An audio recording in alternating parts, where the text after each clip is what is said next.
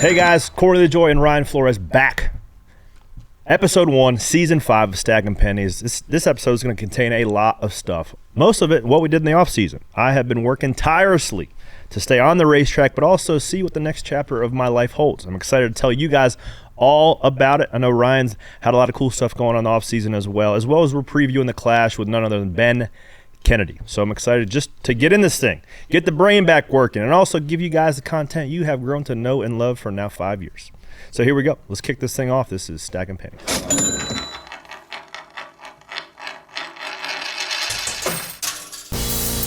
Stacking them deep, selling them cheap. It tastes like gasoline, rubber, and victory. We're just out here stacking pennies. Hey friends, here we are. We're in it. Season 1, Year 5.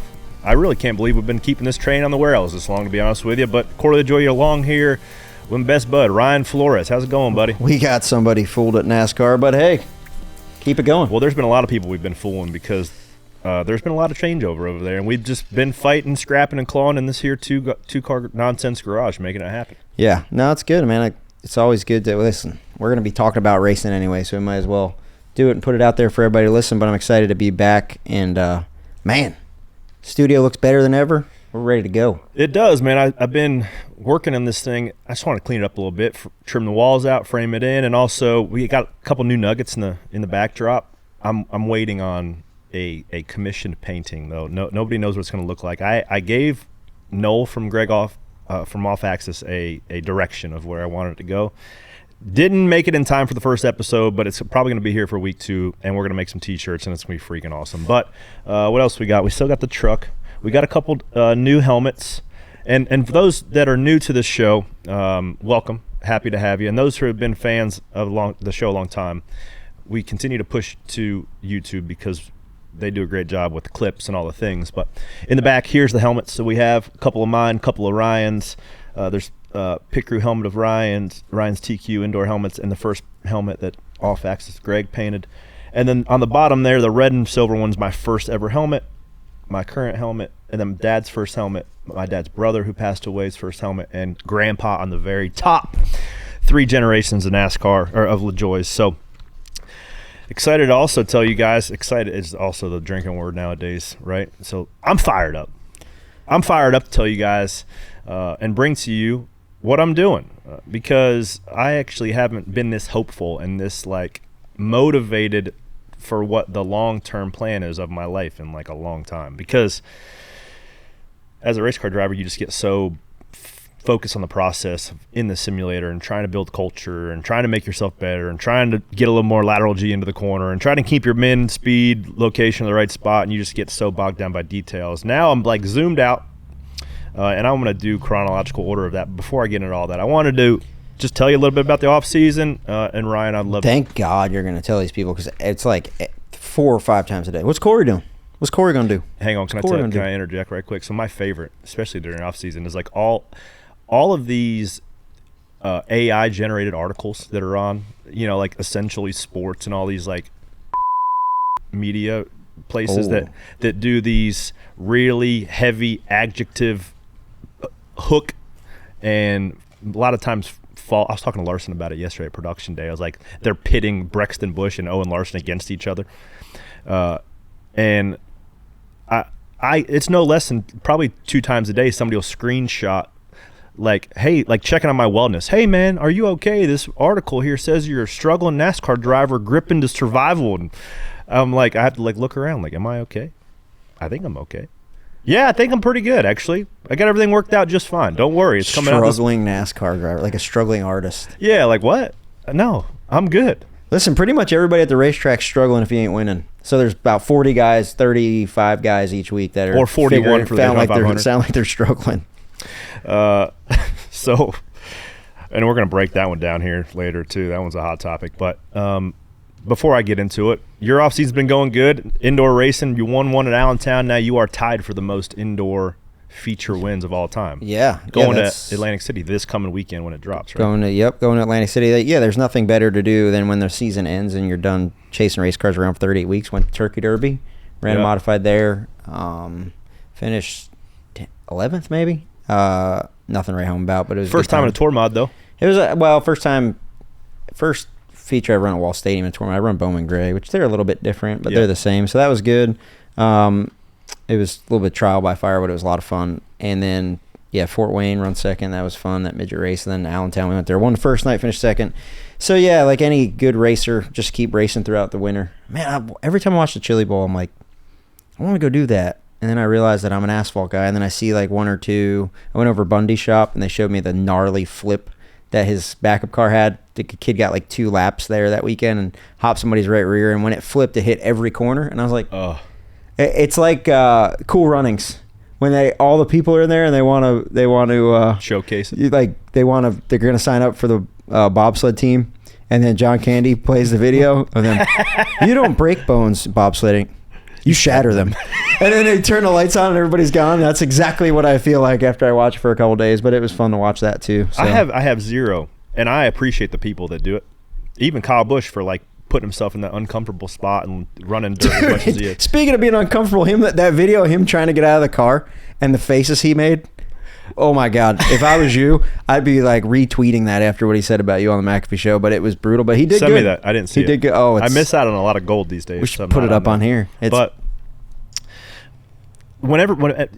it's every year. Somebody, why don't you do the Chili Bowl? I said, I wouldn't. It's called a midget for a reason. They're made for small people. They're not made for 6'2" fellas. Now, this guy or that guy drives it. I don't care. I don't want to be shoehorned into this damn thing that I'm going to I will. It's not a matter of if. I will ballpark that thing out over the fence. And if they made the catch fence about 10 feet taller, I might consider it. But until then, I'm going to watch on Flow Racing and enjoy it. You say, hey, man, I flipped over going straight at Michigan.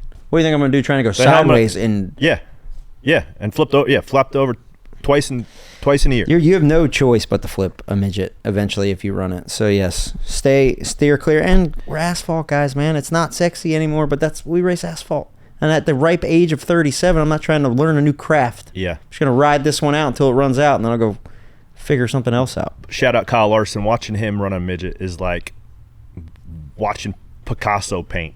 Well, and that's the other thing too. Is like, I think you have to judge yourself off of, like, if we're going to race, we're going to win. I'm not just going to go there to run the F main and take pictures by my car. Like, if I'm going to go there, I'm going to try to win it. Hang on, you wouldn't even be on the loading gate for. I think I can get in the F main. No chance. We're never going to find out. So my story is I might be in the D main. Who knows? But I'm not going to go there just to do it. Yeah. Like, if you're going to do something, it's got to be a long-term plan of, like, racing Millbridge, running that DeCoin indoor race, running some tests at Millbridge with the midget, and then going. And it's just like, I'd rather go race quarter-inch with my kid. Yeah. So, what has your off season been like? How have you had time to do anything other than field questions about your well-being and what you're doing next year? Because I feel like that's been a quarter of my off season. Yeah, I just set my notifications off and keep my do not disturb on all the time. I've been dabbling in conversations that I never have been in before, nor have I anticipated. Because, and I can go chronological, but I'll fill in some gaps. I had what I didn't Bill's game, I'll just touch on that right quick.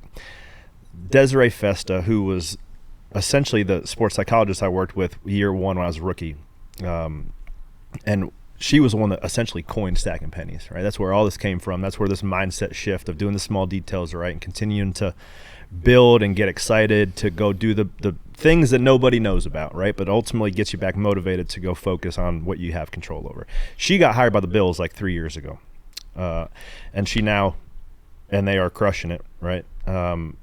She's always shot me a text, hey, man, you need to come check this out. These people are different up here. So looked at the schedule, Sunday night game, 49ers, of course, like that's the game you go to. So a couple of buddies and I fly up on Saturday. We get there in time to go to she naturally gets us, like, we're on the practice field. They're doing the walkthroughs, and we're watching those guys go through it. Then she takes us through the locker room and through where they work out and through the PT room, and like could have jumped in the freaking cold plunge pool right next to Josh Allen. Like said, what's up, dude? Like type tour. Go literally eat lunch in their Bills cafeteria. Sean McDermott comes up he's a friend of Jimmy Johnson's, went to a Coke 600 several years ago, and he was with the Panthers, and he's just like fascinated by the mental aspect of being able to be locked in for 4 hours. And he was just picking my brain, and I'd sit there and talk to Sean McDermott for half an hour. And straight up football guy, doesn't care about anything else, right? But he was interested on just how the mental approach and preparation is to be locked in for 4 hours. And we were just talking, right? Go to the game. It is dumping snow. Dipping dots size snow are falling out of the sky. 16 inches in about 12 hours. Lake effect, they say. I don't know what that means, but all that I know is there's a lot of snow. We sideline. Desiree connected me with their back and running back Ty Johnson, who has balled out the last couple weeks of the year, number 26. He's sitting there doing warm-ups. He grabs whatever ball he was warming up with and hands me this thing, serial number 85. Oh. So this thing's pretty sweet, nice and conditioned. It's not deflated like some people like it. Their equipment guy's got to call and ask for that back. He is. He's like, 85 back. I'll send you 87. That's where my missing Been looking inventory for 85 is. for 3 weeks. Well, it's commandeered. Sorry, buddy, not getting that back. So naturally, I have a lot more vested interest in the Bills now through Desiree and just through Ty and meeting a lot of the guys and Sean McDermott. So I am a all-in Bills fan. Go Bills! As we film this, they have not played their AFC Championship game yet. Yep. So good luck to them. Good luck to them. You'll be hearing this, so you'll know how they did. Yep. So that was I didn't realize and anticipate going in. That was a bucket list experience to me. Now, I understand that I have a very unrealistic expectation of what like a tour behind the scenes of meeting players are, right? But just going to a snow game in the Bills Stadium is a bucket lister. It's a long way from when we went to the Panthers game and it was poured down rain and we wore ponchos in the nosebleeds like 10 years ago. Still, you're never going to be able to do that again. That was a low moment of my life. The Snow Bills game was a high moment. What do you mean? We life. were having fun. It was perfect poncho weather. That was actually when the Panthers were good. Yeah, they were. So do that. Have a great time. Come back. Coincidentally, we had this off-season plan. The wife has been wanting to go on a warm vacation for years, and I'm a cold weather guy. I would rather go to Park City, Salt Lake, and ski for a week. I just like wearing jackets. I like wearing a hat. It's just I like cold weather. The wife does not. I'm genuinely a warm weather guy, but we went to Aspen for Blaney's wedding. Mm-hmm. Loved it. So we booked a trip. How was that? It was good. Yeah, Dale Jr. really was good. there. Tim Duggar. Yeah. Heard Chase was he one of the best? When is he in the party? Yeah, he was in the party. Bubba was the best man. I think he dropped the ring. Bubba dropped the ring. May or may not have. Fumbled the ring. He gave a funny speech. It was good. It was a really, really good wedding. It was one of the it's really cool because Blaney's family's really cool. They're all racers, and Gianna's family's from Philly, so they're a lot of fun. So it was a great wedding, and it was a really cool place. I've never been to Colorado or to Aspen or anywhere like that, and it was really cool to be there. But holy is that place expensive? Like, I've never seen stuff priced like that in my life. So there's a reason why you don't see Jimmy Johnson having a house in Sugar Mountain. No, he's got a definitely house in not Aspen. beach or sugar for sure. It's a whole new level. It's not where's that place we stay at, Kalahari up in Pocono? It's definitely different than that. But it was really cool and really fun. I got a cousin who lives out there too. I heard they had a espresso martini like luge. Oh yeah, Duggar got too many. Duggar had too many, and he was like, the next morning he's like, those things will sneak up on you too, man. Well, they just go down. They go down so easy. I wasn't there, but I'm just going off of tidbits you give me, and I want some of the listeners to hear. They had a ice sculpture of the. It was the championship trophy. Okay. And then there was like a luge. It was really cool. Yeah, it was cool, but it wasn't like anything crazy. It was a perfect wedding. Yeah. I went to. I was in Joey's wedding. I guess it was a decade now ago. Because the only reason why I remember that is because every time I was like, well, how'd you pick that date, Joe? Oh, 12, 13, 14. That's just easy to remember, you know?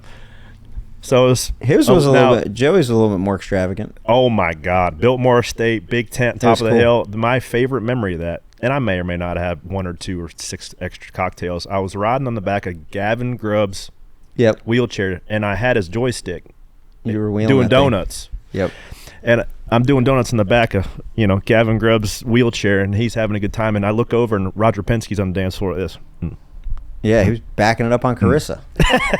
Well, at Blaney's wedding, he was there? No, he didn't dance. Yeah, he left earlier. I think he had some stuff going on, so they left earlier. But, yeah, he definitely was moving at Joey's wedding. The captain was moving. Captain makes it happen. But so you guys where'd you guys go? We went to Anguilla. A lot of people have gone there this offseason. I've never heard apparently of it. So Robbie Benton, president of RWR, Danielle Trotta's husband, we were flying out to Vegas for the race. When I was racing with him, I'm trying to plan a hot weather vacation for the wife because I got the spot. Look no further, buddy. I got you. So they went a couple years ago, loved it. He just typed it in my phone like, this is where you got to go. So I go in there, make the dates. Fly into St. Martin, little ferry over, and it's like a Corona commercial. It's unbelievable. Also very expensive, but we have a great time.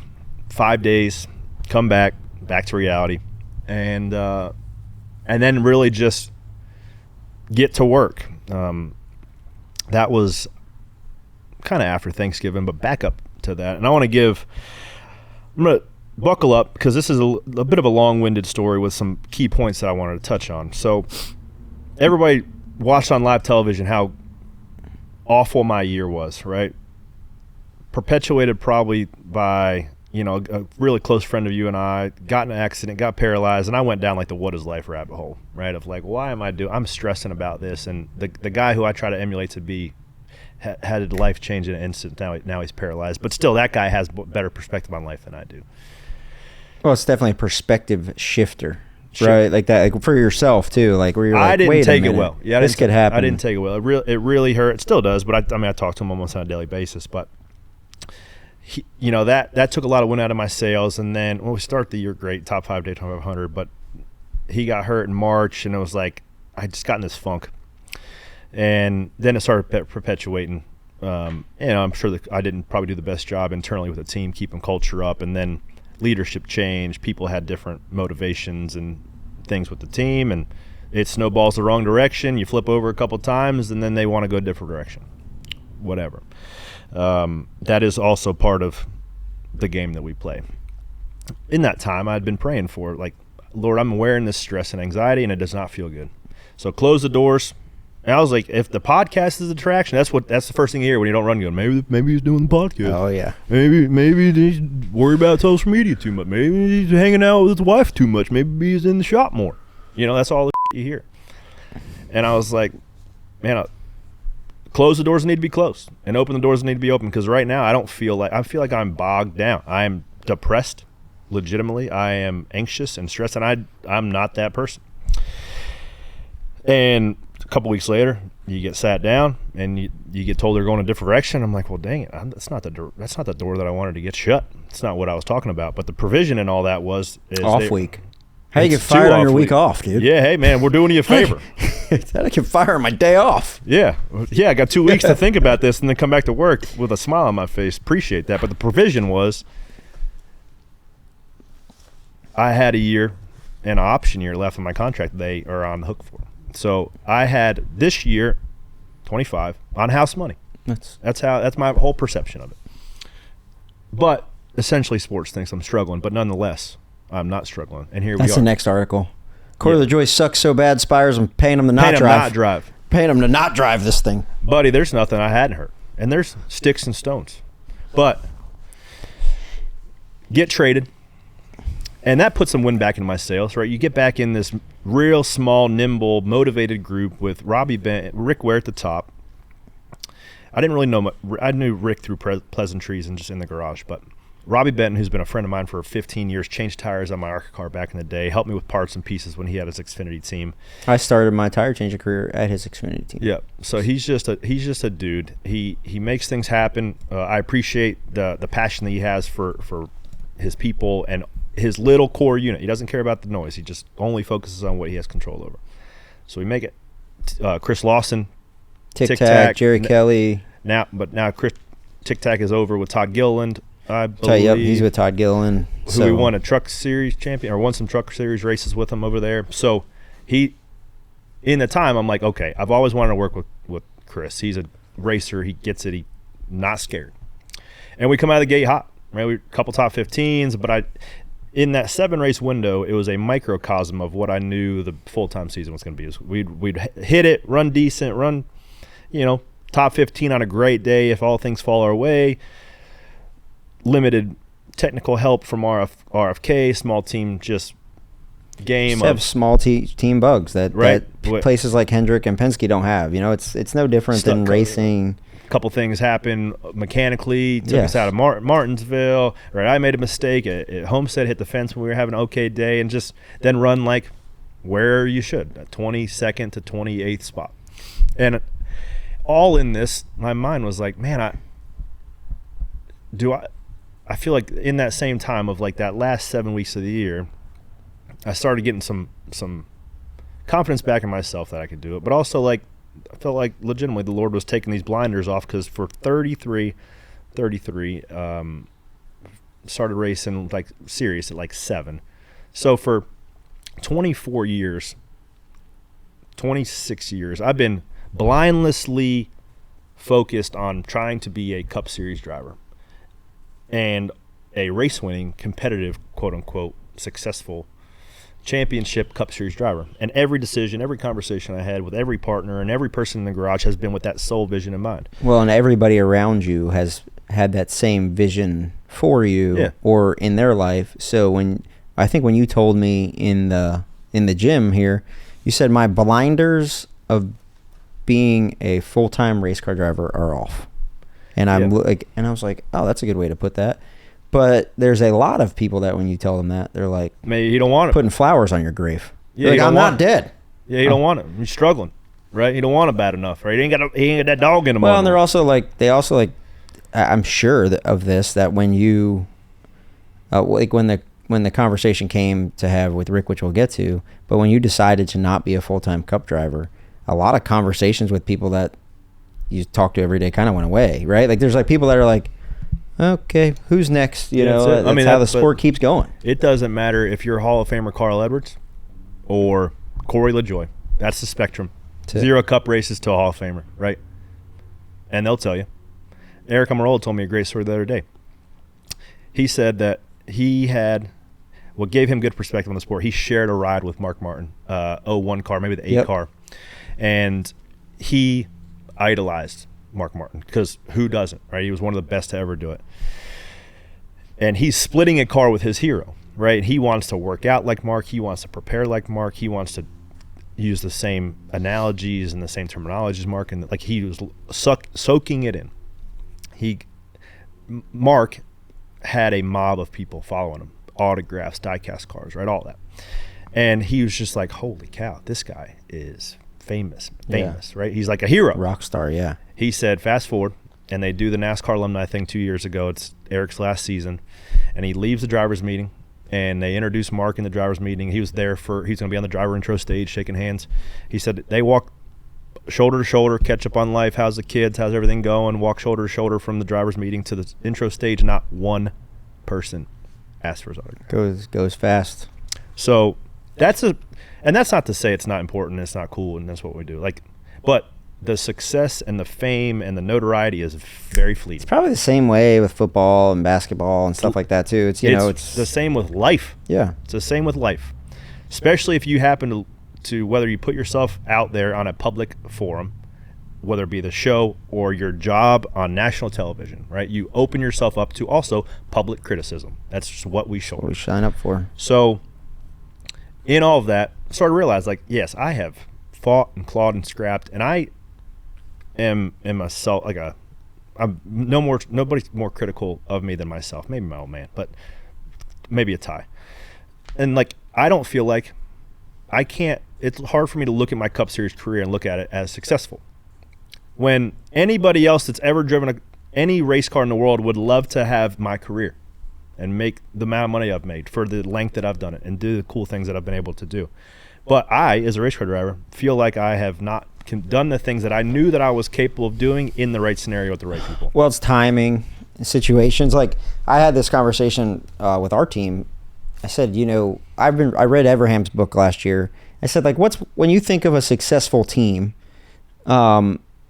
one of the most successful ever was the 24 in Ray Everham and Jeff Gordon. It was 6 years. It was 6 seasons. Yep. That was it. And then it was done. And the window's so finite, and I use this when we were talking about our 12 team, where the driver's in his prime, the cars are good, your team is good, your manufacturer's hitting it that year. The pit crew's good, the road crew's good, and the crew chief's good. Everybody hits it at the same time, and it's quick, and it's hard. A lot of people don't Even more so now. A lot of people don't ever hit that part of their career. Yeah. And, like everybody thinks that they are going to be, Jimmy Johnson. Or Patrick Mahomes. You never aspire to not be, but there's one, right? There's one Kyle Larson. Or there might be 5 at the racetrack any given weekend, maybe. Yeah. That have the team, the car, and everybody that can do it any given weekend. And for that situation to never play out, there's way more people that have been in your situation than haven't. But I think I speak for everybody when we say enough for the TED Talk. What the hell are you doing next year? Okay. So, TED Talk. The TED Talk. No, it's been good. It's good, and it's good to learn what goes through your head. I'm but putting then some context to it. Absolutely, right? Because that leads you to your conversation with Rick Ware about the 51 next year. So there was a little bit of maybe internal conflict with the understanding of those guys wanted me to be in the marketability, the experience. I feel we finished the year strong. Everybody's like pumped up, like this is our guy. And I really knew where Rick's head was at. I knew Rick has inherently leveraged and worked and scrapped and survived in all of this, in his NASCAR tenure of probably 20 years, if not more, of being the guy in the Cup Series who at all costs continues to press on. He's a lot like you, as far as in a lot of owners ways, go. really in a lot of ways. And I've grown to really appreciate that about him. But he has done all of this with the intent to give Cody an opportunity, what he considers a full-time best people, best pit crew, best engines. Like, I knew that's where he's at because we've talked about it before, and I respect that. Like, that you do all of it. I would do the same thing for Levi or Jensen or Pierce. No different than you would for Harper or crew. And with the way that the charter stuff landed, with the way that there's more back-end purse guaranteed for the teams, that creates this less of a gap for him to make up internally for himself to give Cody a shot. I knew all the elements, right? Yeah. So I go in, and simultaneously, while I'm like, this is like week of Phoenix, and I'm starting to have some substantial conversations with Amazon. Alex Strand got connected to me, and we hit it off. He's around 40. He's got 3 young boys too. We talk the same thing. We're in the same thing. So for context, Alex is the guy that's putting together the Amazon program. All the talent, right? He's the one hiring the talent. He is over Thursday Night Football. He is ahead of all things Amazon Prime. So we've hit it off, and I go into the meet. So this was like Phoenix week. I fly back. I go sit down with Rick and Robbie, and we set the table and we talk around a little bit. And I said, Rick, I know your head and your heart is wanting to give Cody an opportunity, and I respect that, and I want you to do that. I don't want to stand in the way. I don't want any animosity between you and I, because I appreciate what you do, and also you can still help me do what I want to do. I've got this opportunity here coming to fruition with Amazon that I am very interested in. And I also, and I gave him the same analogy. I sat there and I was like, man, I've had this blinder on of being a full-time Cup driver at all costs, no matter what it is, no matter what the context, no matter how little money I made, I'm going to be in the Cup Series because any given Sunday I feel like I can get the job done. But I feel like I'm open, I'm flexible, and I have a year, knowingly, inherently on house money to go play with. And he was like, man, I appreciate you handling it that way. Like, that's ultimately where my heart's at, is I want to give my son a chance. And I said, man, better yet, I want to help Cody. I like Cody. I think he has the ability to drive a race car fast. You want to. I want to help him. Yeah, I want to help. I want to help Rick and Lisa and Robbie Benton and Cody Ware be successful. Like, they have helped me out. I'm willing to and also on the other side, if I'm going to do this show, if I'm going to be a part-time competitor, if I'm going to be just a general fan of the sport, might as well be embedded competitively with a team. Go to their war room, watch SMT, go to the simulator, and still be plugged in and sharp. So when I do go, I said, I'd be willing to be involved in whatever capacity you want to just give my experience and all my shortfalls and all the things that I know of to be like the only value that I bring is experience in the Cup Series. Not really a driver coach, but like a consultant. Somebody there. Call it a consultant. Yeah. I mean, go to the sim, and it's like a teammate. Because if they're going to be a one-car team this year, essentially, with the 51, because they're leasing a chartered RFK for Ryan Preece.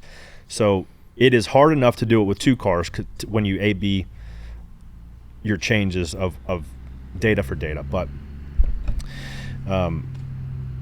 when you're doing it solo, you have no means of comparison. So I'm willing to get in the system each and every week, validate, sit in your comp meetings, just have Cody's back, and just help. And for myself, stay sharp. So you're going to stay a part of Rick Ware and help Cody. Yep. Okay. While also, Rick was super appreciative of that. I appreciate wanting to help my kid. It means a lot, and the value you bring to our team, like it's invaluable. So And you'd probably be like a Ryan Truex situation where you'd be like a backup driver if something happened to Cody. Yeah. Sure. But I said that I could put a value to it. I've got this harebrained idea about building off of this Stacking Pennies, hashtag Stacking Pennies, whether it's the show, whether it's merch, whether it's social media. And I think the story of just Stacking Pennies in general, people can resonate with. Right? Yeah, absolutely. Everybody's stacking pennies in life, whether you know it or not. And if you don't know that you're stacking pennies, you're probably not stacking the right ones, right? So I see the value in being able to brand a car and to strengthen bonds that I've had with partners that have been with me for a long time. If I can have a number that is a quote unquote mine on this Stacking Pennies performance brand, I don't know what it is. Maybe I thought about it and pitched it as a Trackhouse Project 91 type thing to Rick. I said, in exchange for this, would you be willing to allow me put this SPP, Stacking Pennies Performance, number 01, on his car? And he's like, oh, man, it's a big ass. Let me think about it, and I'll call you back. So he called me back. Man, I really want to help. It means a lot. You're helping my son and me. You bring a lot of value. And I really want to help you get this thing off the ground. Not sure what it looks like. Not sure really how it benefits me, to be honest. But let's do it. Yeah. We'll put, it's RWR car. I own it. I'm like, yeah, it's all your stuff, dude. It's your people, your car. But I'll put your number on, and you can brand it SPP. You can put your paint schemes on it and your partners, and have some fun. Okay, so break that down for me. So it's a non-chartered car, which is typically their 15 car. Which is, essentially what they would run as a 15 car. And then when it goes to the racetrack, when you see it race at Bowman Gray with Tim Brown, it'll be 15. Yep. But when you're in it, it'll be the For several 01. races. I'm not telling how many. I have several races sold, and we're going to essentially make it a surprise every time we go. But it will be at the Daytona 500. Okay. And there's an interesting story how that came to fruition too that I will tell you after the break, because we're going to be getting Ben Kennedy on, and I want to make sure that we're not making the boss wait. So stick around for that story. So how many races? A lot of people want to say, "Oh, I bet on myself," and they're using somebody else's money to bet on themselves, or just getting a situation they just like saying the words, right? But I legitimately pushed all of my chips onto the table and bet on myself. I'm going to tell you the Daytona 500 story because it's pretty crazy. Right after the break.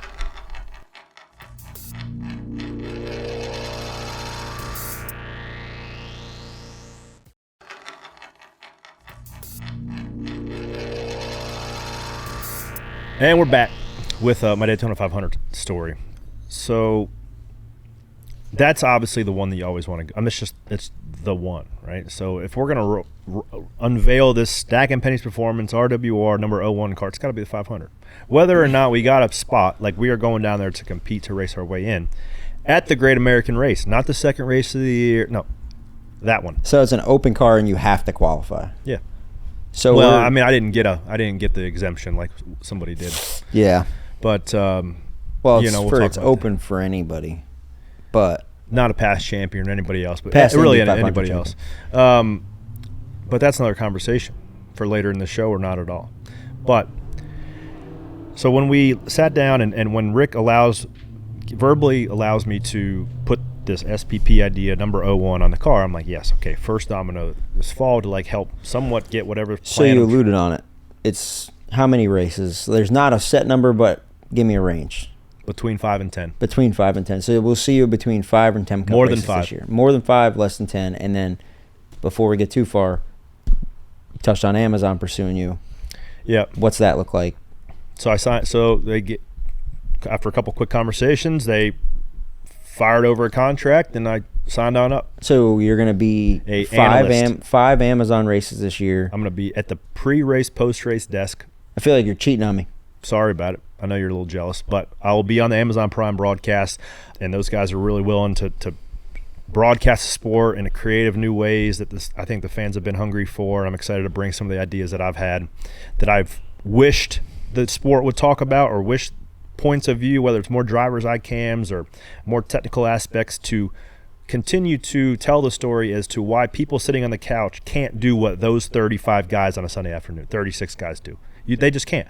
And the reasons why people who don't love the sport so much is because they think they can sit on the couch, and they simulate driving on the highway as what they're doing at 200 miles an hour on the verge of wrecking every single lap. So we're going to work on trying to separate those two and paint drivers as they are daredevils driving a 3,800-pound hunk of steel that has 700 horsepower on the ragged edge of crashing every lap.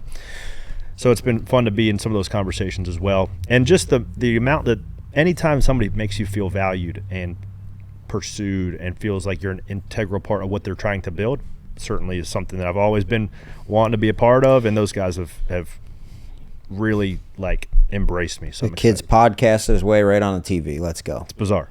That's good. It's bizarre. So, but back to the competition side, we drove the motorhome up to Connecticut to see Grandpa, aunts, uncles, cousins over Christmas, right after Christmas, and then was driving back the 31st. And we didn't have any sort of skin in the game exchanged yet between Rick and I. We had, a couple partners of mine, Celsius and Schluter and Air Medcare Network, and some of the guys that have been with me that were just going to ride or die no matter if I was racing at all or running full time with the 51 or whatever happened. So we were trying to figure out what all the details looked like. And, every Tom, Dick, and Harry, including myself, wants to go to 500. Anybody that's driven a Cup car in the last 20 years. Yes. Drums up a sponsor to go bring to any car out there that's willing to go, right? And Rick's 15 car hadn't been announced yet. So everybody with a couple $100 grand's wanting to go buy the 500. And naturally, he starts taking these calls because, I'm trying to sell it, but hey, every now and then I'm going to do it. I'm going to do it. So you don't have a sponsor at this point? Not at the moment. Not before New Year's. The 500's one that it's like its own deal. It's its own thing, and then because it's quite a bit more expensive like the Indy than other 500 races, right? Right. It's like 3x. Yes. Okay. Of what you're. Of what Atlanta the next week would be. Of what teams can demand to get in sponsorship. Yes. And rightfully so. There's 3x more eyeballs. There's 3x more fans. It's just part of the deal. So, Rick calls me. I'm driving the motorhome back, and I got just nothing but windshield time thinking about how I can get this thing off the ground and all that. And Rick's like, man, would you be willing to?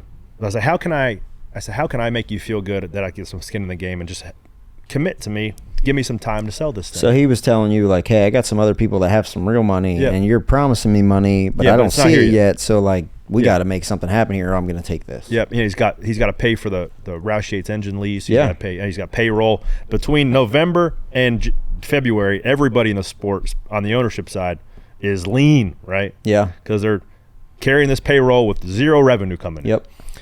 And also for drivers, you got insurance, you've got stuff. All your expenses happen pre-season in January when you haven't made any money in 3 months. Yep. So I was like, Rick, what can I do to put some earnest money down on this house? If I'm looking at it as a real estate deal, how can I put some earnest money on it to get you commit and at least buy me some time? And he tells me what would make him feel good, which was the majority of what a Daytona 500 primary race sponsorship would be. And I was like, all right, let me pray on it, and I'll call you back. And I rode down, and I was like, all right, Lord, I have faith that you're going to deliver. I don't know. I have a couple that I feel decent about, prospective sponsors, but none of it's committed, and nothing's probably past the 50-yard line. Make it clear if it's a bad idea, right? I'm wrestling with it, and so I'd get home and move some money around and fire them it off. It's like, okay. Fire over a substantial amount of money. Yeah, substantial money. Because I believed, one, that that I was going to get a partner for the 500. And also on the flip side, believe that it's important to get SPP 01, the vision and everything out before the season starts and go to Daytona. Yeah. Right. And also risk not making the first race. That's just part of the deal. So fast forward a couple weeks, right? So we know there's people chomping at the bit, and then you and I have a conversation because as you're leveraged with you put the down payment on the house, right? And then all of the prospects you have kind of go away. This one goes away in the same day. That one goes away last Monday. Same time. This guy's running. Okay, Martin Truex is running. Toyota. Jimmy's running. Jimmy Johnson's running. Helio Castroneva is running. And Justin Allgaier driving a Hendrick car with JR Motorsport stickers on it. So it's like, hey, this is going to probably be the hardest 500 to make. So like you and I had a conversation. I'm like, look, buddy, I am your biggest fan, and I'm pulling for you, but you might need to start looking at selling this race to somebody because like I don't want you to be out before you ever even start. Yeah.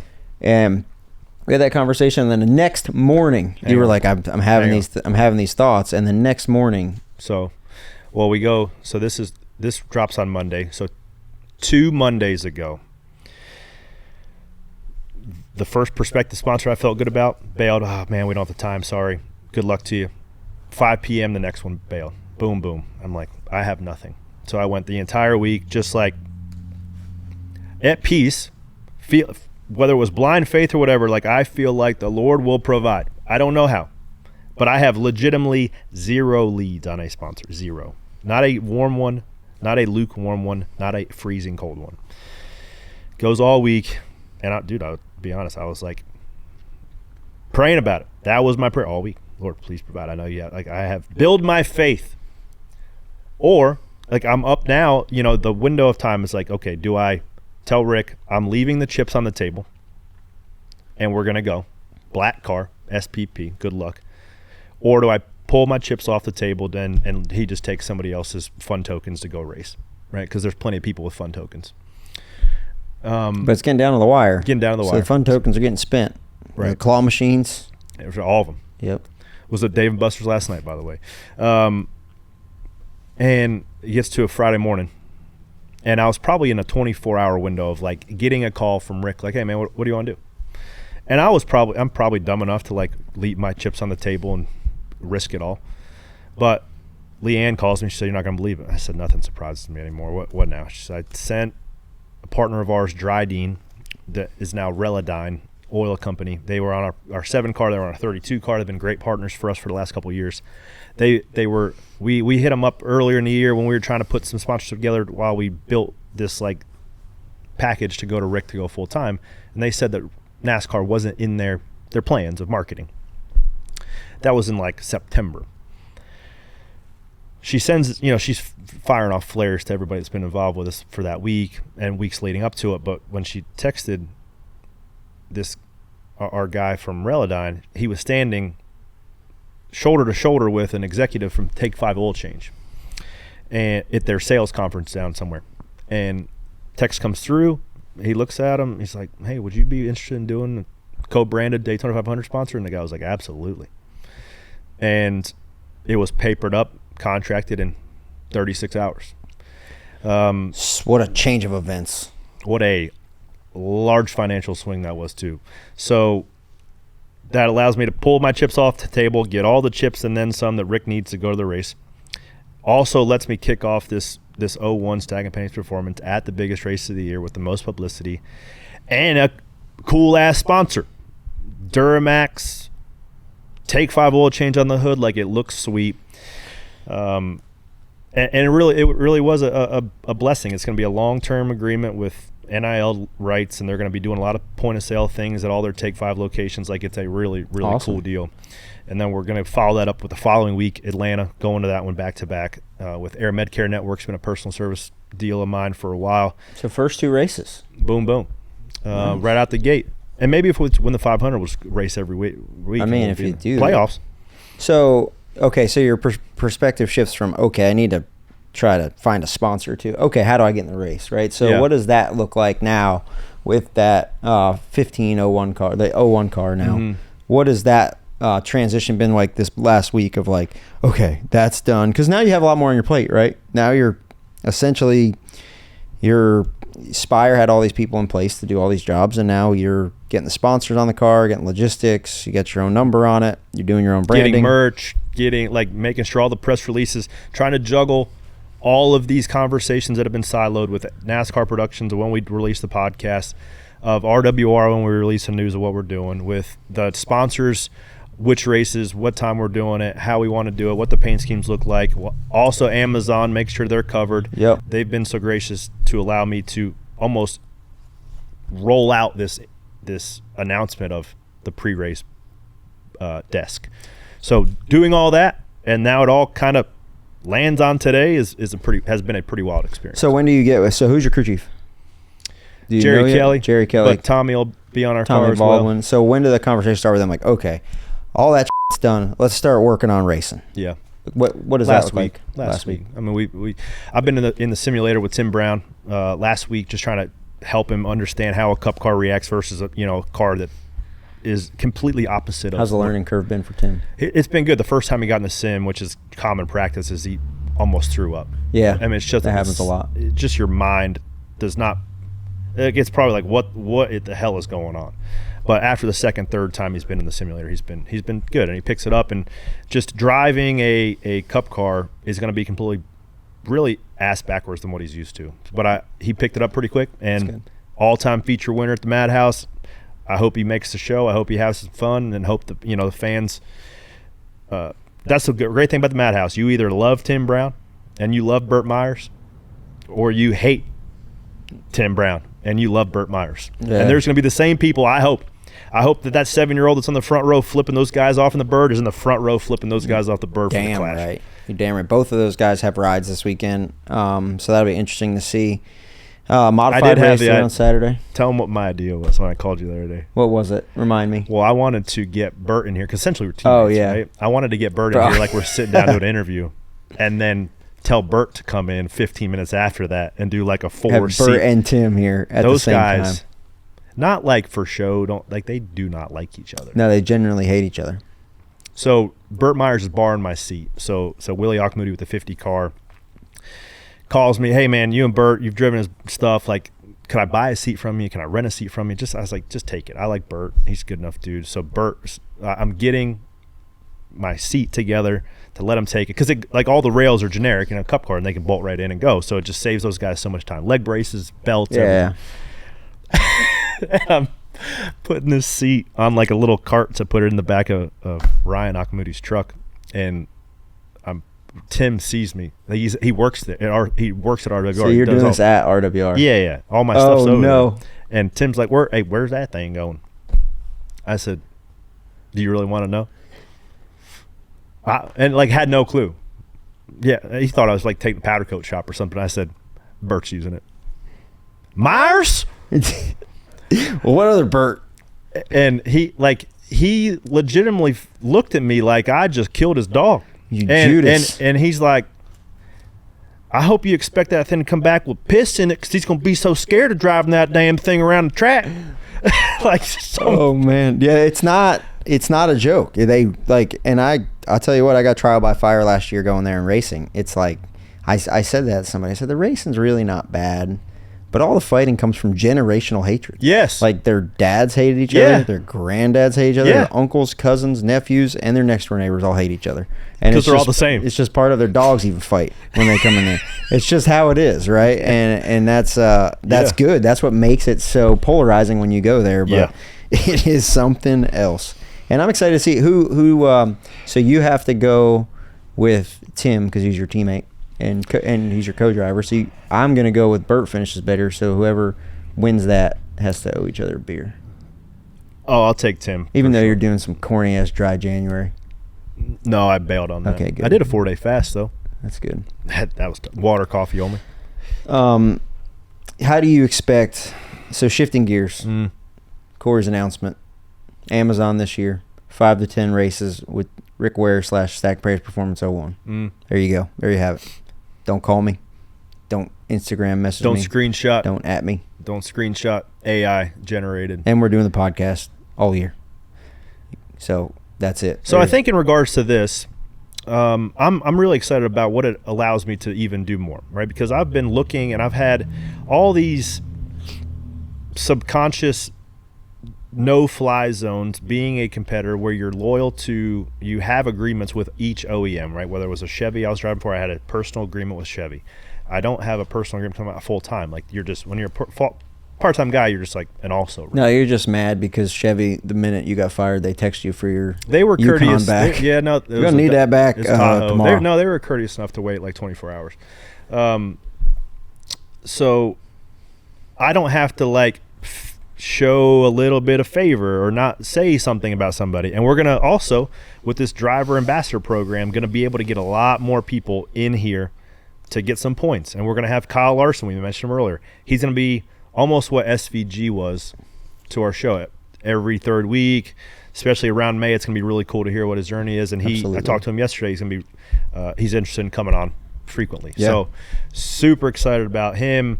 Obviously, we'll have SVG, but I think the possibility of getting guys on a regular basis for you guys. While I'm not an active competitor, I can talk. I'm still active, not a full-time competitor. I'll be able to speak from more of a different perspective. You said you talked to him yesterday because you went to media day. Yeah. Was it awkward not having a full-time ride and going? Like, were people?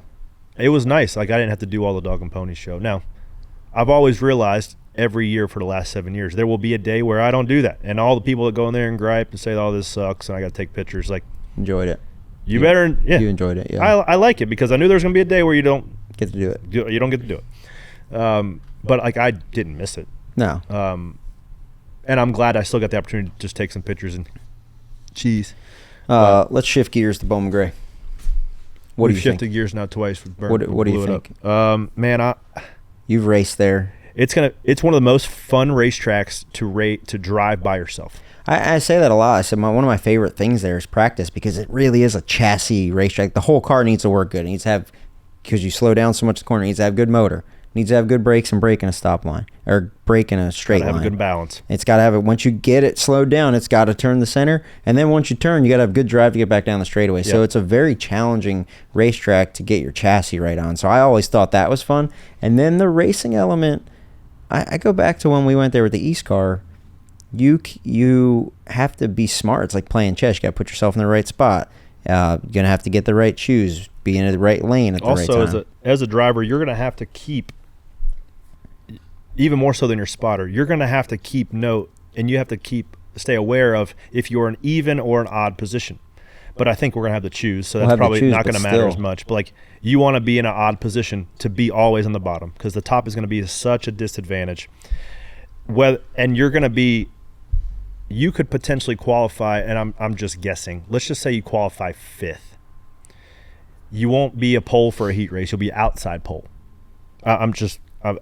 Without seeing with everything, if you start on the outside pole of your heat race, there is a good possibility that you could finish 7th just from the outside, the inside lane being tight, and you can't get down. But it can roll too. Like the top, you can roll the top, and I think that it'll be interesting because you'll see people, especially in the heat race, it's going to be really important. But you'll see a car that's struggling in 3rd or 4th, right? One that's coming backwards. Mm-hmm. So maybe you'll pick the top to stay out of their lane. Yep. But it might be good to be on top for 2, maybe 3 laps. Then the bottom's going to come back dominant. So you're going to have to jam it down. You're going to have to figure all that out. It's going to be really interesting to watch. And when you watch the race, if you pick, 1 or 2 guys that are coming through the field and watch them on a restart and see how they choose, it'll make it really interesting to see, who makes the good decisions and who makes the bad decisions. That's going to make or break if you actually make the race or not. So I think what people didn't really appreciate about LA is it was a legitimate racetrack. Yes. The straightaways were long. It had enough area in the corners to where they did like those cutouts of like a kind of rumble strips or whatever to you can kind of hold somebody down on the outside and they'd lose a little bit of traction. Bowman Gray doesn't have that. The top lane at LA was less as at a disadvantage of the top of LA. Like LA was racy. And with the asphalt being new and the temperature being up, it got some rubber laid down and the speeds of the cars kept getting faster and faster over the course of the race. And it was you had comers and goers. You had guys burn their stuff up. You had guys brakes go away. You had handling come into, like there was passing. I don't think you're going to see as much. I don't anticipate the racing being as exciting as LA. I just don't. I don't want to be a pessimist in saying that, but I don't know. People go to the Madhouse to watch a fight, and then a race breaks out. That's what they do. People shouldn't go to expect a side-by-side race for the win. I don't think so. But especially they tighten the track up now. It's not that much tightened up. It's quite a bit. I don't think it's that much. When the road is already as wide as the studio, then they took There's 3 only feet two away from spots it. where it's tight. It's in the the three, which I don't think. I think kind of at that point of the track, you're already pointed towards the corner, and then out of 4 if you're too wide. But there'll be some bent woe links for sure. There'll be some people hitting the fence, and if you get back to the gas too much off of 2, you'll get up into the fence down the backstretch. Not so much. I mean, I don't know. It's gonna be tight everywhere, but I think that it has potential to be really interesting because you could, if you get a run, and we've seen it with these Cup guys, they're gonna take it, and you don't have an inside wall that's gonna stop you now, so you can dip too off into the grass and take the run. Luck. Yeah. So I'm excited to see it. It's gonna be a good old fashioned Saturday night shootout on a Sunday night, and they're having the modifieds there the day before, which would be cool. Ryan Priest, a couple guys, Bobby Labonte's going to be running that. They're going to be, and then all your regulars from Bowman Gray. So it'll be an interesting race to watch on Saturday night. I will not be there. I will be in Atlantic City, which I might be looking through some plans to try to be up there with you, to also try to take ownership of the all-time win leader of the indoor series. Amen. So wish you luck there. I know you can do it. We're going to break down some more Bowman Gray discussion and spare change this week, later in the week. But the guy who originated this idea and pretty much got it across the finish line, Mr. Ben Kennedy from NASCAR, is going to jump on the podcast right after the break.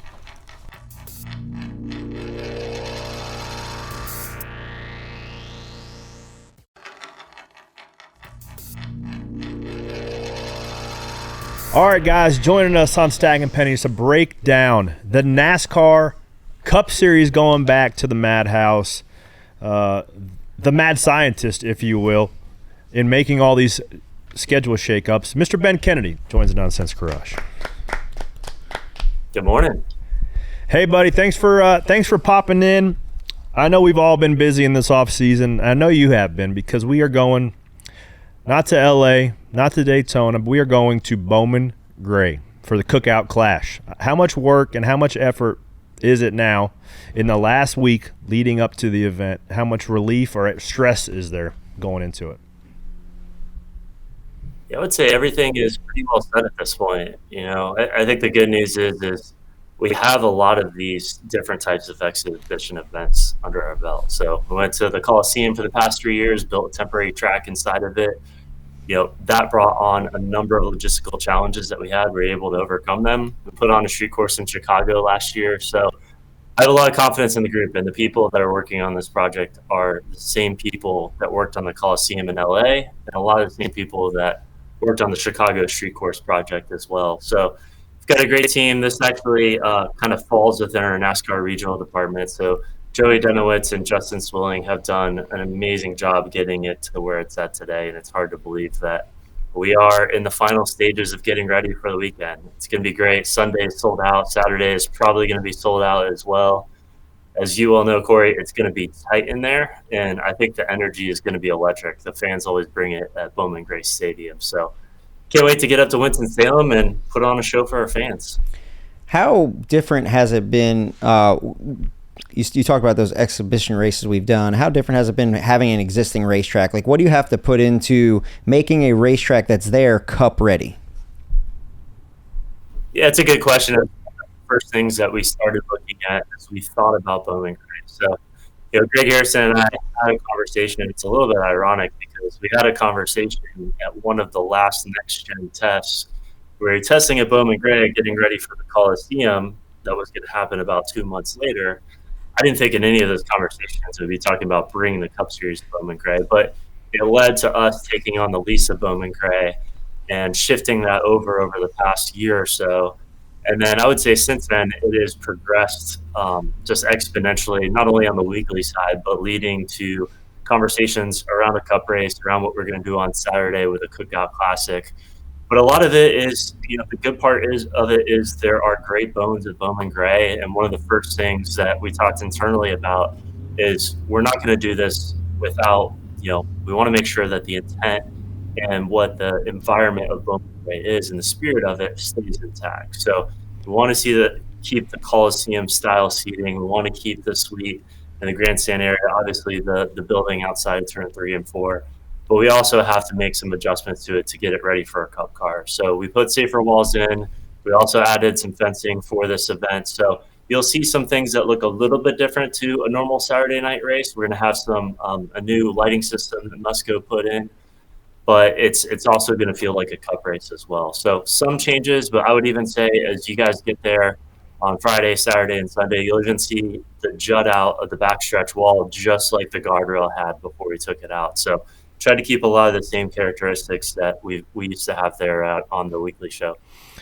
I know there's got to be a lot of almost personal sentiment there with as much as Bowman Gray's meant to your family, the France family, but also yourself. Man, you won a K&N, now ARCA series race in 2013, and you mentioned that we were back-to-back. So I won in 12 there, my first career ARCA win. That was certainly a moment I won't forget. Then you followed it back up, and I remember that being such a huge story. So what's it mean just personally to you, besides just the sport, but yourself on going there this weekend? Yeah, you must have inspired me by winning before, because it was the one race on the KNE schedule, the ARC race schedule, that I wanted to win it because it had so much meaning to me personally, but our family as well. And I won about a month before Pensacola. My family didn't have the chance to come there, but my mom and then Jim both came to Bowman Gray and got to experience that and get to experience it as a family. And it was a really cool moment. And I actually have a picture of that night up in my office to get to walk by every day. So special moment for our family. And we're going to have a documentary that will come out on Monday of next week, 7 p.m. on FS1, that will talk about the history of Jim's experience growing up around Bowman Gray, but not just that. I mean, the history of our fans, of our drivers. You think about all of the racing legends that race there: Fonty Flock, Richard Petty, Richard Childress. Grew up in Winston-Salem and worked at the track for a number of years. So there are so many stories that we are going to tell leading into this weekend, and then on Sunday that people have never heard before, that speak about the history of Bowman Gray and the meaning and purpose of it. And I can't wait to, show that certainly on Monday night, but then coming on Sunday, get a lot of those racing legends here and get them in front of our fans and really tell the story and history of what the track means. So when this episode drops, it will be tonight, 7 p.m. on FS1, Madhouse documentary. Don't miss it. What I'm really intrigued about is this rumblings and about this hot dog joint that Bill went to. Pulliam's. You never been? Never been to Pulliam's. Oh, have you been? Man. Yeah, we went. We actually went when we were filming the documentary. So it had been, I don't know how long since I've been to Pulliam's, but it's a little hot dog establishment just outside, maybe 10 or 15 minutes from the track. I would encourage anyone that's going to Bowman Gray to go to Pulliam's. I will say probably a really long line on that weekend, but if anyone has had a hot dog at Bowman Gray or even Martinsville's hot dog has a strong resemblance of what the Pulliam's hot dog is. If you had to pick one, if you had to pick one dog, Ben, and it has been around for decades. And my great grandfather and grandfather used to go there growing up, and Jim has spent a lot of time there as well. So certainly a special place, and I can tell you a lot of stories that I'm sure has transpired in that place. And I've heard a couple of them. Who has the best dog, Martinsville or Pulliam's? That's a tough one. I'll have to go with the Pulliam. Oh yeah. Oh, okay. I listen.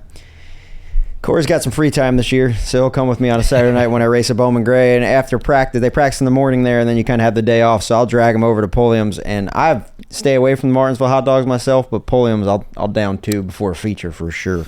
I will say when you go to Pulliam's, the nice part about it is they're warm. So the bun's warm, the hot dog's warm, and in Martinsville it is as well, but they are made fresh at Pulliam's. So they're both really good. I would give a slight on Pulliam's though. How important has it been for you guys to keep some of that tradition alive, whether it be announcers or what they do on a normal Saturday night, to incorporate that, but then also, give the fans that are there a taste of what they get on a Sunday at any Cup Series race? Yeah, so that's going to be another part of it as well. And everything from the PA announcer to the food and beverage that people typically expect on a Saturday night, to just the overall experience. There are a lot of small elements that are going to feel like a Saturday night race. And we have a lot of fans that go to weekly racing at Bowman Gray every single week that are going to be there on Saturday and Sunday. We also have a lot of new fans that have never experienced Bowman Gray before that are going to come. But we wanted to keep a lot of those elements. Obviously, there are going to be some elements that feel a little bit different. So I won't spoil kind of all the beans on this, but the pre-race show and the cars coming out to the grid, they're going to be elements that we're going to introduce to this weekend that's going to feel a little bit new and different from what you'd expect on a Saturday night, but it'll make it feel big and like a Cup race. So trying to find a little bit of both that we can introduce. Love that. Well, Ben, you've been a frequent guest of the show. Appreciate your support of our show and appreciate you coming on. But as you know, we ask questions, and I'll shave the other ones, but I'm going to ask you one. Our first question was one car, one track, but I'm going to adjust that. If you had to pick a race this year on the Cup Series schedule to go to, what do you want to go to? Mexico City. Yeah. The Clash is going to be amazing. I know we're talking a lot about it. I think it's going to be a fantastic show. I'm excited about going down to Mexico City. I've had the opportunity to visit there a few times, and it's going to be a huge event. And we've talked about this for a long time. Is we feel like there's a lot of opportunity for us to introduce NASCAR to new people and new places. And this is one of the biggest markets in the world. It's a city of over 20 million people. And I think we have a unique opportunity to tell our story in a different way down there. So I'm excited to see it. I can already tell you from the conversations we've had with our promotion partners at OCESA, the energy in Mexico City has been incredibly strong, and the momentum is continuing to ramp up. So I can't wait for Bowman Gray. That's 1A for me. Mexico City might be number one this year. Well, you heard it from the man who was very important in putting all that together. Ben Kennedy, thank you for joining the show. Talk to you soon. See you here this weekend, buddy. Awesome. Appreciate it. Appreciate you guys. Yeah, man.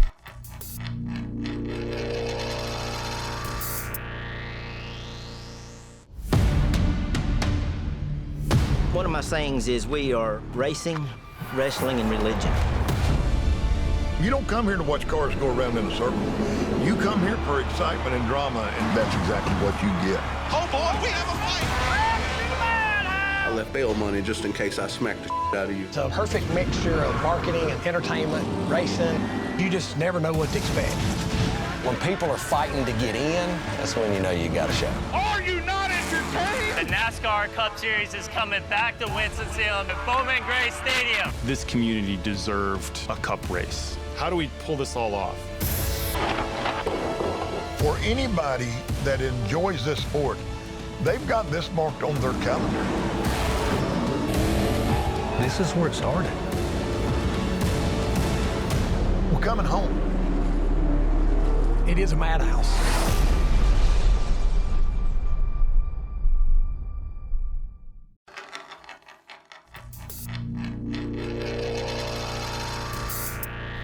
And we're back.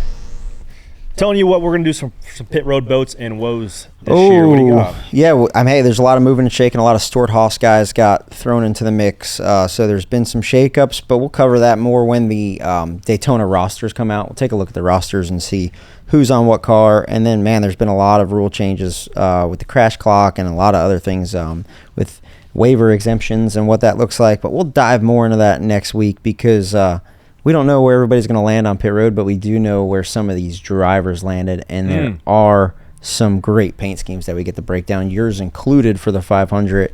But yeah, a lot of new faces and new places. Yeah, a couple. One of which, Michael McDowell going to the 71 car. Yep. What do you think are some expectations for him and that team? I don't know. I think Michael McDowell and Peterson had the Fords figured out pretty well last year. That's why they got pursued so hard by Spire. Spire spending a lot of money on personnel over there. Millions and millions of dollars over there at that place, as our buddy McAfee would say. Yeah. So, I think that some expectations. I think that if you're spending that much money, the expectations probably for everybody are to make it into the playoffs, but without being a key partner team, I don't know how much money you could spend to try to be like a standalone team and try to make the playoffs, but I wish them the best, especially, Peterson being a good friend of ours. But I would say for him, I think Michael McDowell can mess around and win a Sonoma. I think ours, Spire's road course stuff, we worked to get it really close last year. We finished top 10 in pretty much all the road courses. And McDowell's one of the best in the grid. 71's a badass number too. It's a cool number. I think he contends for a Sonoma win. I think he contends for a Circuit of the Americas win. Speaking of Circuit of Americas, came out the other day that Red Bull coming back with SVG for several races, as well as the debut of Connor Zilic. Yeah. A lot of hype around that young fella. Joined us in studio last year. I'm going to try to get him back on before his debut at the Circuit of the Americas. He's a real one, bro. He's a real one. I think he runs top 10 his first race. Really? Yeah. Yeah. He's a real one. He qualified on the pole there. I think that, but what you were trying to do there, I like a lot. So Michael McDowell, Spire, realistic expectations. Where's he finishing points, you think? He'll be on the fringe of pointing his way in. I think he's a 17th to 20th. Yep, each week. Yep, I think a couple spots better than he has been the previous years. I think he's been 19th to 22nd, I think, with the amount of money those guys are spending over there, and Peterson, and just the consistency those guys have had. They're going to pick right up kind of where they left off. And I think him and Hocevar have very different approaches to see them as teammates. Will be interesting. Hocevar a ton of speed last year. We'll see if he can find victory lane this year, him and Luke. Yeah, that's a strong team, and he's got a lead foot. If he can keep it all together off the racetrack, I think it'll start coming together for him on the racetrack. Riley Herbst, 2311, third car. A lot of fun tokens to make that happen. Good luck to him. Yeah, that's a lot of money. He really had a lot of speed. He won his last Xfinity race. Yep. There was Riley Herbst shows glimpses of greatness, right? And then there's times where it's just really dull. So the Cup Series is a big step, and he's going to have great people around him. And I think that it's I don't think it's sink or swim, but I think this year could be a challenging year with Cup racing for him. But also coming in with a team as strong as Tyler Reddick and Billy Scott and those guys, like the 45 is going to be a championship contending. They were last year. They were last year, and I think they pick right up where they left off. And I think Tyler continues to get better.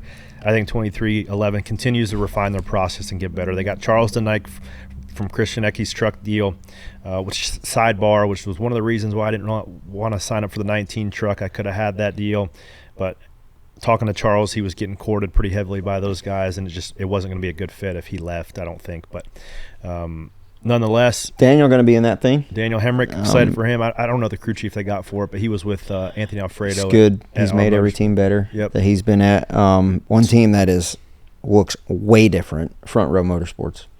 Yeah.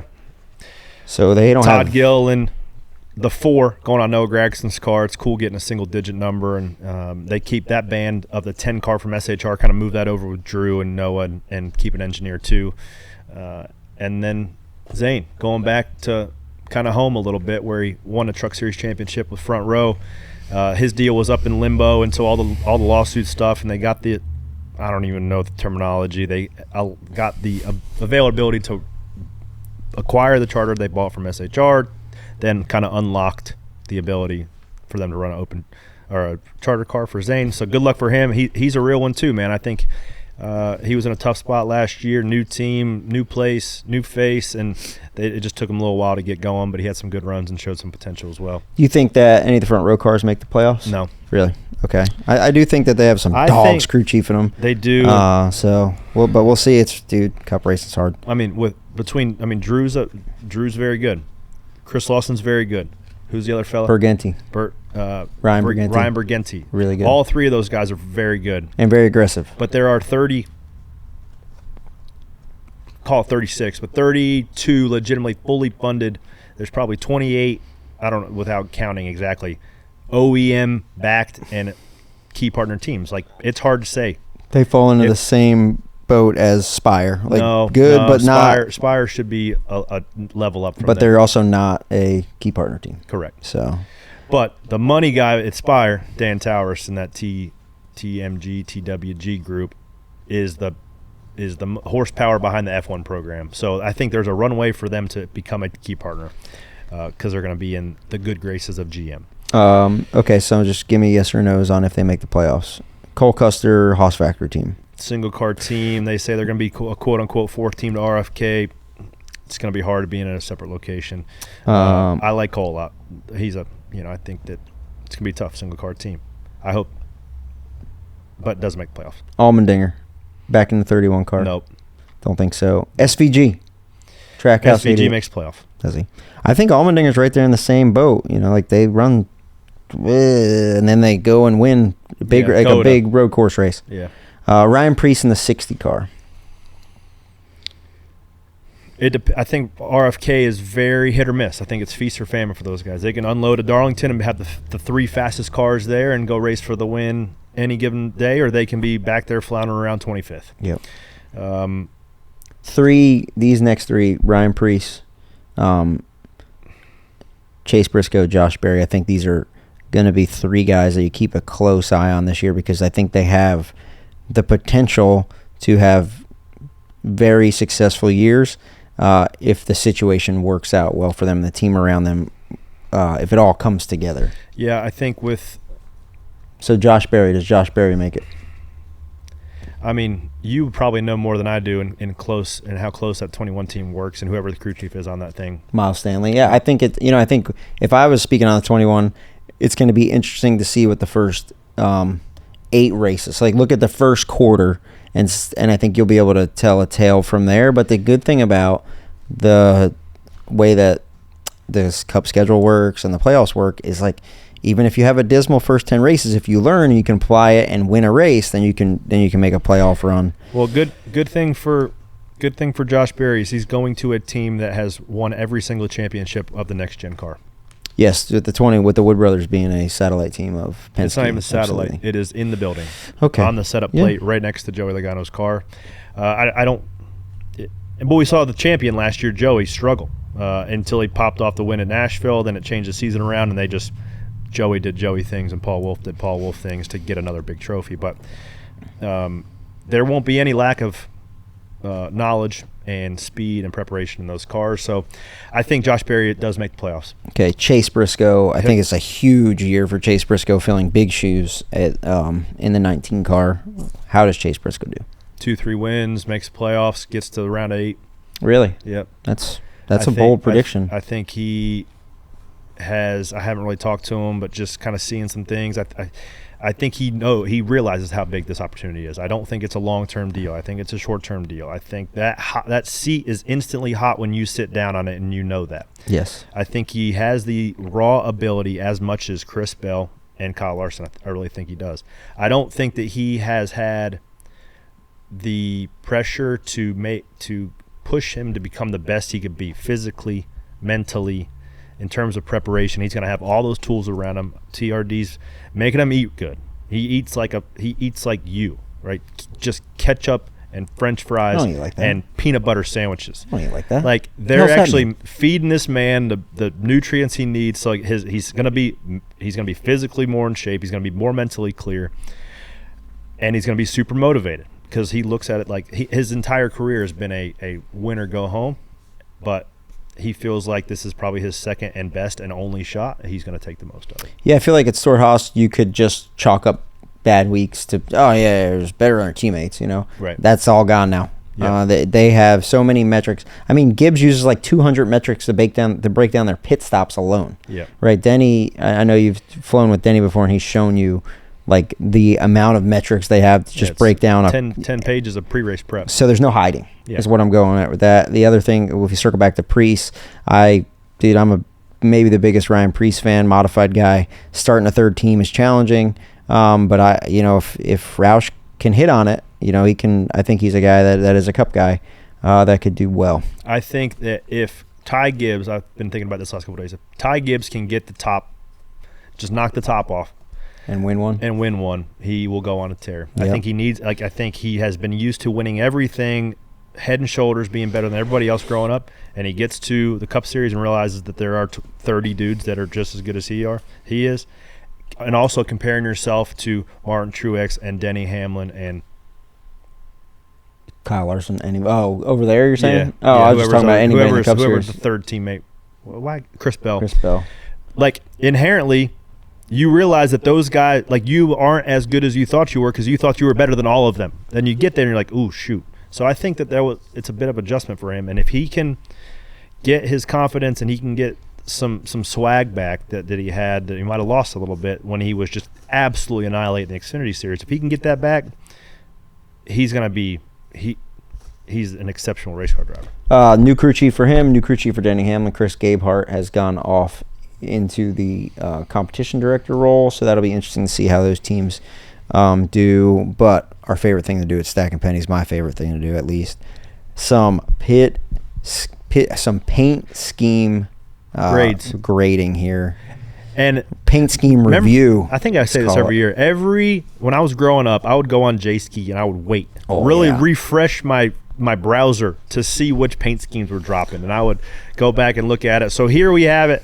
If you're watching on YouTube, we'll rip it off and we'll do some social media content around it. Here we go. First up, Kyle Busch trying to restart his win cycle. So 2024 was the first year in 20 years. Actually, I also have a hot take in regards to Kyle Busch. Okay, let's hear it. NASCAR, as you know, always has a way of getting storylines made for them and delivered. Now you're just putting everybody's got their tinfoil hat on. Yeah. After 20 years NASCAR of triumph, delivers. After 20 years of frustration, Kyle Busch wins the Daytona 500. Well, I disagree with that. But I didn't ask you what you thought. I'm just telling you what I think. You think he's going to do it with a wooden car? Yeah, it's a little bit heavy. It's going to be a little bit heavy with some reclaimed lumber on the hood, roof, and deck lid of that unit. But it kind of matches the studio, so maybe we should get him in here.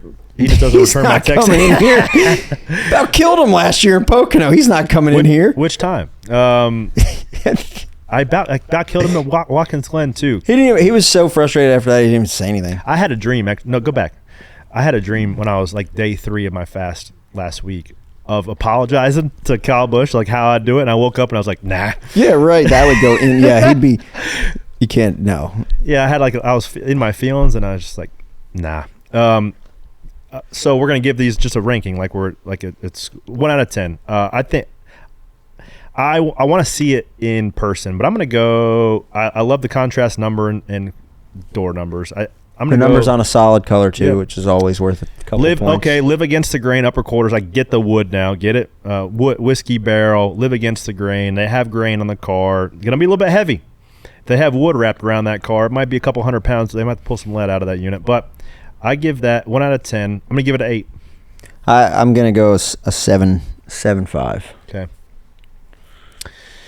I feel like this is a scheme that we've seen the last couple years with a couple variants out of Denny Hamlin Sports Clips car. I think it's clean. I think it looks good. I'm going to go 8.4. That's just this car to me is just a car. It's a 6. The 11, okay. 19 car. Chase Briscoe. You can't see 3/4 of it's because camouflage, but fluorescent orange is going to look good. Anything Johnny Morris puts his names on is going to look good. It's a little busy for my taste, so I'm going to go 7-0. See, for me, this is it's same thing, just a car. It's not iconic. It's just there. It's just like a flat 6 to me as well. Okay. Lido's is back on Bubba Wallace's 23. They were on an Xfinity car. I believe they've been with Bubba for a long time for the Clash. If you guys didn't know this, my favorite color is purple. I just think it looks cool, and it's also the color of royalty. But all of these are 2D, and it's hard to really see. It's hard to grade them, but I'm going to go. I mean, it's very plain, very, very, very plain. 6, 7. There's not much creativity in there. If anybody has seen the white 15, they know that I'm a sucker for white cars. I can't see a lot of this car here, but I'm giving it an 8.5. Oh, so I'm going 8.5. I like it. I'm plain as they come. That you can't get much plainer. Yep, than that. I like it. And if it's white, I like the purple bumper. I like the way they did it. I think 2311 has some of the best paint schemes in the sport. I agree with that. And they have cool branding. They get it. Yeah. Did they change the number a little bit? They changed the font of the number. Oh. Don't like that as much, to be honest with you. No. I would rather them use the 2311 from their logo because the 23 in the logo looks sweet. Yeah. Hey, Denny, I know you're listening to this. Change the number. Yeah. Next. The Colonel. Rebrand HaasTooling.com, Ford Mustang. Okay, my OCD likes how they slanted the number and the quarter panel logos the same way. I like that. Little busy with the lines, doesn't make a lot of sense, but I don't necessarily love the one if I was being really picky about the font, but love the attempt, love how it all goes. I'm assuming the way on the other side it leans the same way. I don't know, but I'm going to go, there's some thought put into that. I'm going to go 8.3. You used to dock points when numbers weren't on solid colors. Is there a reason you're not doing that? I didn't add any points to this. I don't know. The amount of points that I docked for not a solid color, I added because the angle of the quarter panel. So two things you always hated: checkered flags, yep, and numbers not on a solid color. Yep.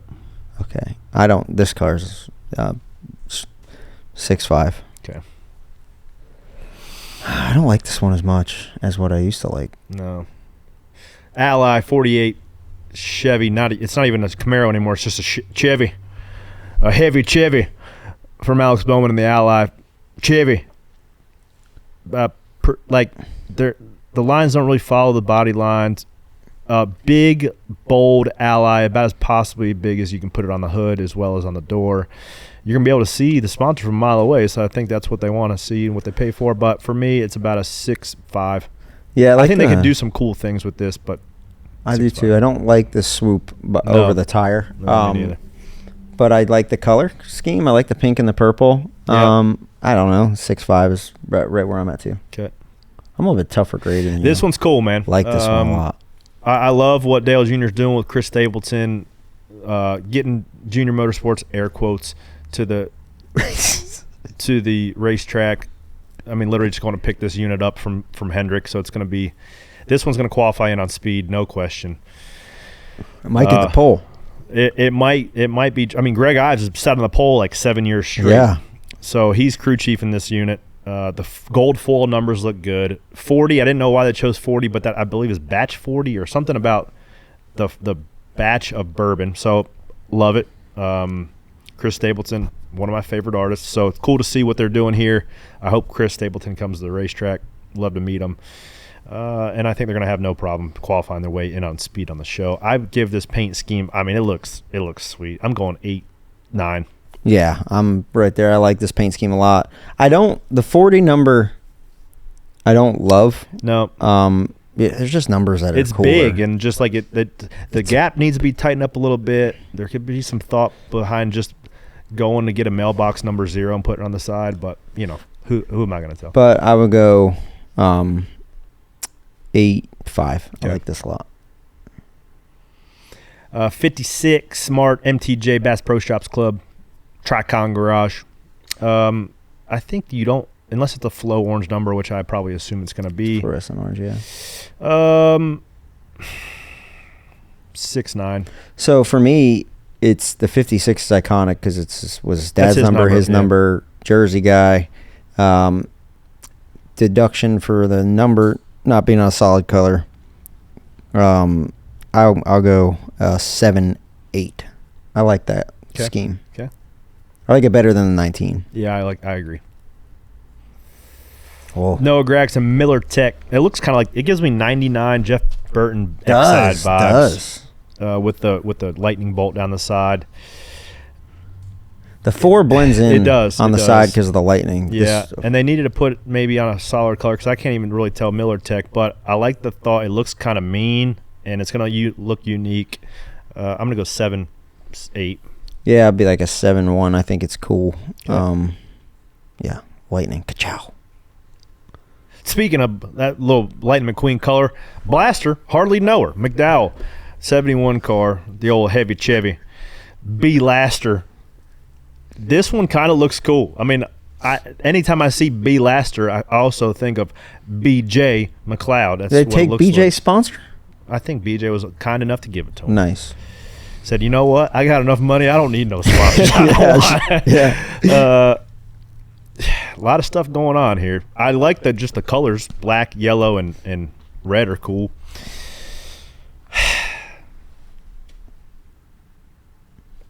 7.1. 5.9. Yeah. I don't love it. It's busy. It's got too much going on. Okay. Yeah. Whoa. I don't love these. I think the Red Bull schemes were a miss. I hate to say it. I respect Justin and I love what he's doing because his MotoGP and his Trackhouse car livery when they dropped a couple weeks ago with the fluorescent yellow and navy is sick. Yeah. Like that looked really cool. I was, at least for the show cars, Justin, can you put some red wheels on the back of it? That's what I was going to say. Way more points if they get red wheels in the back and blue wheels on the front. I know it. I know it's a pain in the butt. And you dropped them from a damn airplane and they parachuted in. At least parachute them in with some red whims. I know a guy that can make your wheels red. Just call me.